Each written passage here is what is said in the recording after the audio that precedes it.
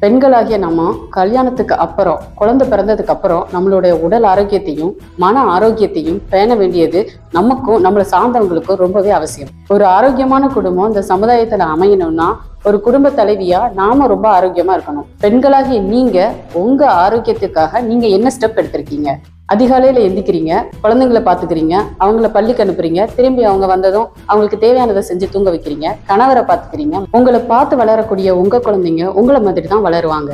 இன்றைய காலகட்டத்துல பெண் பிள்ளைகள் அவங்களோட உடல் மேல அக்கறையே இல்லாம இருக்கிறாங்க. சின்ன வயசு குழந்தைங்க தொப்பையும் ஒபேசிட்டியுமா இருக்காங்க. இளம் வயசு பெண்கள் பிசிஓடி, தைராய்டு, சுகர்னு சொல்றாங்க.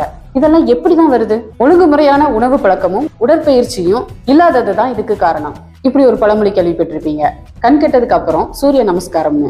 நம்ம ஏன் அவ்வளவு தள்ளி போடணும்? வருமுன் காப்பதே சிறந்தது. குடும்ப பெண்களாகிய நீங்க இதற்கான முதல் படியை எடுத்து வச்சு உடற்பயிற்சியை இந்த மகளிர் தினத்தன்னைக்கு தொடங்குங்க. உங்கள் தலைமுறையை ஆரோக்கியமான தலைமுறையா மாத்துங்க.